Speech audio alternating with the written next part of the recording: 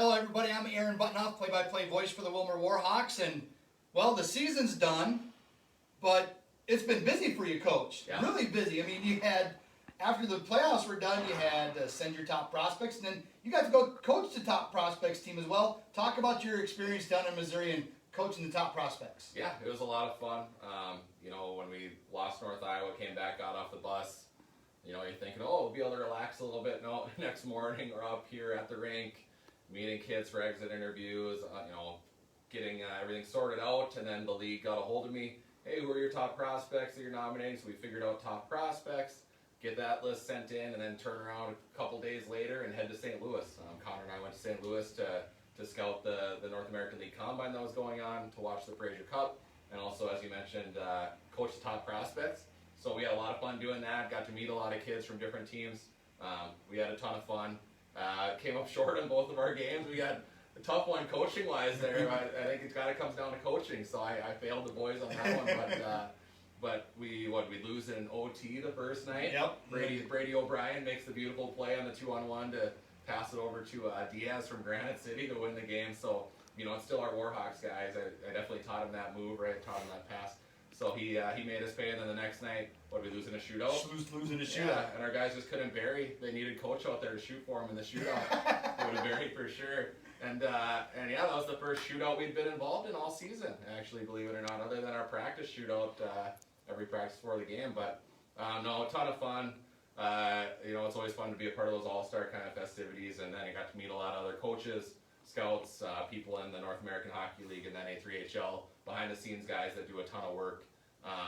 Like Blake McNichol, Joel Plattner, Mark Frankenfeld, guys like that. And so they make the league run behind the scenes. But yeah, Connor and I had a great time, and we went to Top Golf and hit the ball around a little bit. So a little bit of extra fun away from the rink. When you look at it, the guys that we sent down, you got to coach 3 of them. How did they do? How did our individual Warhawks players do? I thought they did great. Ben Johnson flying around out there, hitting guys, ripping pucks high and wide. They go to the penalty box. Yeah, he did. He looked great though. Had fun. I thought he showed his skill really well. Alex Kupka, with his hands and playmaking ability.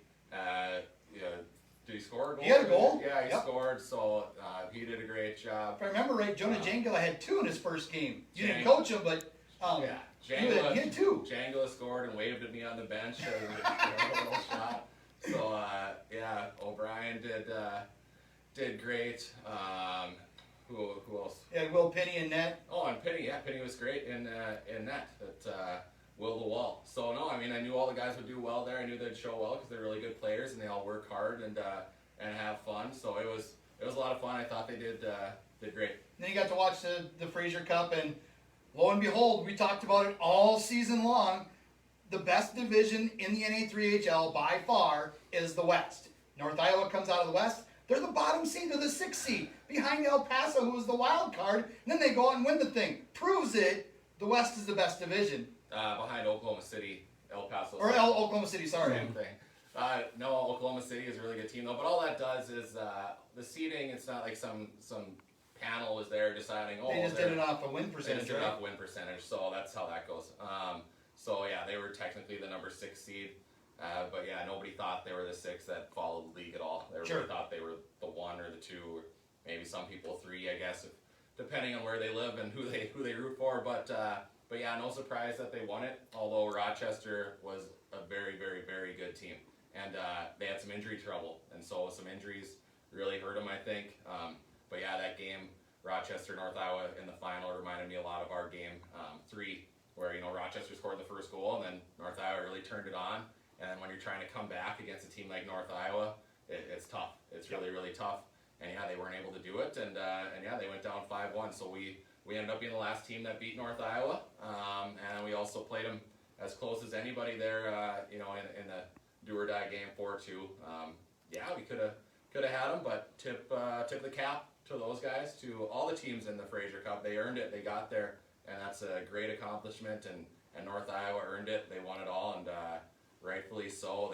They're a very, very good team, and yeah, hats off to Todd Sandin and the whole crew over there, Mark Hicks and all their players. And I got to talk to a lot of their players after the game. at the hotel, see them around with the Fraser Cup and their hats on, Right. and they're happy, and they're great kids. They're phenomenal. And talk to Sandon and Hixie, and they're great, and yeah, a lot of good people. So really happy for them.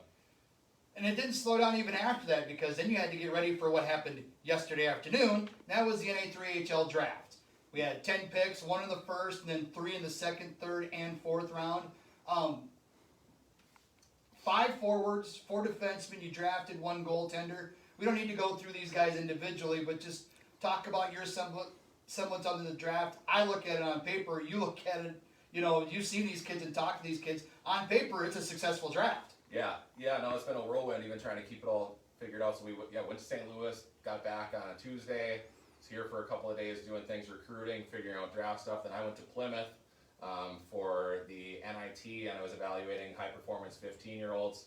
So I was in the rink all weekend, Friday to Sunday, 8 a.m. to 6:30 at night, Monday, Friday through Sunday, and then got back and then tried to figure out the draft. And then did the draft yesterday, and yeah, really successful draft. Happy with how it went. All of those kids were kids that we had talked to, throughout the season, some longer than others. At the very least, though, they're guys that when we talked to them, they didn't want to sign a tender for X, Y, or Z reason. But they're like, hey, if the North American League doesn't work out, I would definitely be willing to come and play for Willmar as a backup option. And that's really what you're looking for. Those guys that are bubble guys, looking to play North American League, they very well may play North American League and stick. Then we'll never have to worry about it. But if for whatever reason they don't stick, they know they have a great spot to come here and play and develop, and then try to work their way back into the North American League, or to try to get a great college opportunity. And that can happen because we saw it not this past season, but the season before, the 1920 season. Jake Santorelli was a kid that we drafted, and he was looking to move up, but he stayed with us and played the entire year, was top 5 in scoring and in goals. And then last year, Jack Willis was another one, a guy that he thought he was going to play somewhere else. It just didn't work out for him, but it worked out for us. He was our top scorer last year, so It can work that way. Yeah, I guess my 2 years of drafting have been fortunate to get some guys that have played here and been big-time contributors. I know talking to some coaches in NA3, they haven't had much luck. They're like, I've never had a draft pick play for me, but I've had each time. So we're looking forward to having some of these guys that we drafted play for us. But yeah, like you said, Santorelli was a great player for us, and he played back out closer to home this year in the USPHL. So hopefully he had a good season there. Santa is a great kid. It was fun to have him around, and yeah, he was a good Warhawk for us. Mm-hmm. And then Jack Willis had a great year. Obviously, was our leading scorer and co-rookie of the year. Him and Mike Sweetland for our team and team awards. So yeah, very exciting there. And yeah, we'll see what happens with these kids that we drafted. And the one thing that the NA3HL prides itself on is ladder of development, starting in the 3, maybe getting to the NAHL before moving on to college from there, or maybe bigger and brighter things for some very few, I shouldn't say very few, but a few players, bigger and brighter things, beyond that, but it can happen. And I know there's been a little bit of talk. It's been awfully quiet on our commitment front, but it's not that quiet. Yeah, no, we're working on all sorts of things. As far as college commitments go, we had 4 20-year-olds. Lucas Haugen obviously already going to St. Ola, so that one was announced last year, and then now he played the whole season for us. So Haugen at St. Ola. Tanner Hallett has a school lined up to play ACHA Division I club. We're going to wait until that's official to make it official, though. IT, and so Isaiah Thomas and Hunter Bjorgi both have schools lined up as well. But we're also going to wait until it's official to make that official. Those will both be NCAA Division III guys, so we're excited to make those announcements. So 3 guys playing NCAA Division III, 1 guy playing ACHA Division I. 4 out of 4, pretty good schools at good programs, and so we're really excited. So we'll be making those announcements shortly, and then we're working on the North American League tenders right now, and then there'll be draft picks coming up. But we do have exciting news, a little leak the story, I guess. Mike Sweetland actually signed a tender with the St. Cloud Norsemen, I believe yesterday. So we'll again get that official announcement out there when the powers that be seem to want to make it happen. But yeah, excited for Sweets. He earned it. He's a tremendous player. He had unfortunate collarbone injury that slowed him down, but still fantastic season. Co-rookie of the year with Jack Willis, like I said, for our team awards, and I think he could have been the division leading scorer had he not broken his collarbone, and then he took that shot in the foot in the Granite City playoff game. Huge block for us, but a little bit banged up in playoffs, unfortunately. So not the end of the season he wanted, but all of his hard work paid off here with the tender with the St. Cloud Norsemen in the North American League. It's one of the things I mentioned when the season was done, as we get ready to wrap this up, and we won't talk again for probably like another 4 months, before the season goes. But when you look at what's coming back, you got players that want to come back and have expressed interest in coming back. You got the number of tenders that you signed, and now the 10 draft picks that you signed. So there's a good amount of players that could be coming here to play hockey. We said it at the end of the year. While it was a great season last year, this is just the beginning. And it really is just the beginning, because when you look at, like I said, you like to look at it on paper right now because they're obviously not on the ice. But on paper, we have a team that could be really good again. Yeah, I hope so. Connor and I have worked really hard to recruit these kids, good kids on the ice and off.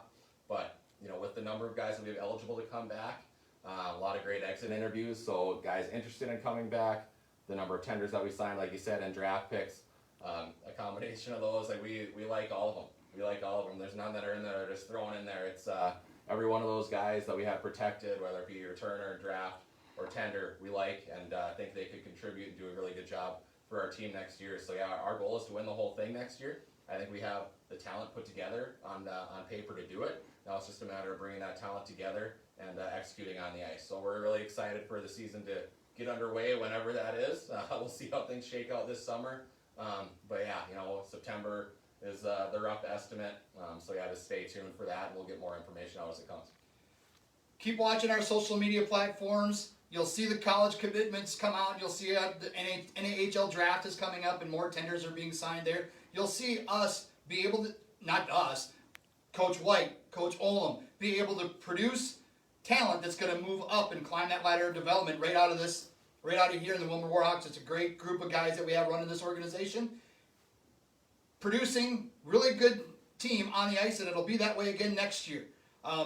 Be looking for all kinds of new things to happen. Myself, Nate Schuler, some others that are in the organization as well. We've got great ideas for next year, including one that I'm kind of working on too. We got some great stuff for next year, for next season. We'll be able to open this thing up hopefully all the way, have all kinds of people in here, have a great product to put on the ice, and a great product for a family-friendly environment to bring the family, the kids, everybody out and watch a great product on the ice and just have a whole lot of fun. So keep looking for it. We'll talk to you when the season starts coming around, probably around August, September timeframe. Until then, have a great summer. I'm Aaron Buttonoff, speaking for the coach, Kirk Olamed, the assistant coach, Connor White. Thank you for tuning in to these things all season long, and we'll see you next year. This is just the beginning.